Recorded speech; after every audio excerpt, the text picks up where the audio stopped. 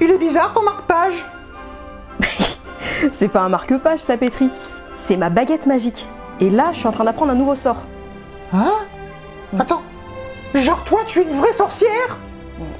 Comme Gandalf le gris? Comme celui qui est passé à la machine Gandalf le blanc? Oui, en quelque sorte. J'ai même été à Poudlard, figure-toi. Arrête, tu me fais marcher. Alors marcher, non, mais voler, oui.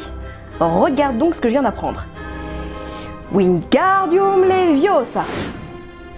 Oh, ouah, incroyable, c'est magique. Bluffant, hein? Encore plus avec ce placement de produit.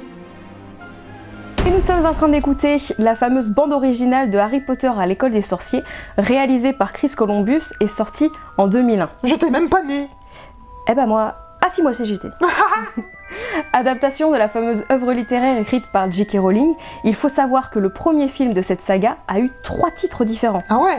Ouais, donc il y a d'abord eu Harry Potter à l'école des sorciers en France, Harry Potter et la pierre philosophale en Angleterre, et Harry Potter et la pierre du sorcier aux États-Unis.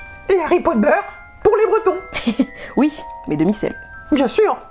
D'ailleurs, en parlant de petites variantes, Daniel Radcliffe était censé mettre des lentilles vertes pour avoir les yeux de Harry Potter du bouquin. Mais il a eu une réaction allergique sévère en les portant. Du coup, pas de lentillus réparo. Bon. Et une autre chose qu'on a failli ne pas avoir, c'est Richard Harris.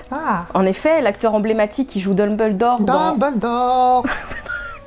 qui joue Dumbledore dans les volets 1 et 2 de Harry Potter, a révélé en fait au public que s'il avait accepté le rôle, c'est parce que sa petite fille de 11 ans lui avait dit que s'il ne le faisait pas, elle ne lui parlerait plus. Chantage affectif. Ah, carrément, ouais. Chouette anecdote. D'ailleurs, en parlant de chouette, savais-tu que Edwige, en fait, c'était... C'était un mâle. Oui, un mâle. Chez les Harfangs des Neiges, c'est le mâle qui est tacheté de noir. La femelle, elle est toute blanche. Sûrement un choix esthétique pour l'animal de compagnie de Harry. Sûrement. Et toujours en parlant de volatiles, tu sais, au début du film d'Harry Potter, tu vois de nombreux chouettes et hiboux qui arrivent et qui lui apportent le fameux courrier pour lui dire qu'il est invité à venir à Poudlard. Et les chouettes auraient mis 6 mois à apprendre à porter ce fameux courrier. Waouh! Ouais, aussi long que de recevoir le colis de la poste. Carrément, oui. Est-ce que tu savais que le très regretté acteur Robin Williams, il a failli apparaître dans le film? Ah non, je savais pas. Si, il avait été envisagé par le réalisateur pour jouer Hagrid. Mais J.K. Rowling, elle voulait un casting 100% british. Donc ils ont choisi Robbie Coltrane. Ah là là.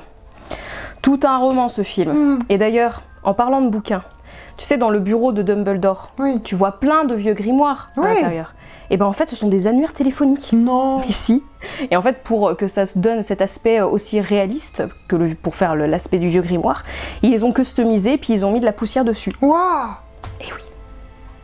Du coup, t'as le 06 de Albus? Au fait, Pétri, tu ne pensais pas partir faire les fêtes de Noël en famille sans d'abord le faire avec moi? Mais Cora, tu as pas le droit de faire de la magie en dehors de Poudlard, tu le sais bien. Lumos. Petrilus Boulus. Oh non! Et Toilum Sapinum. Hé! Ça fait drôle de ressembler à un sapin. Pas vrai, Pétri? Je ne ressemble pas à un sapin. Pas vraiment.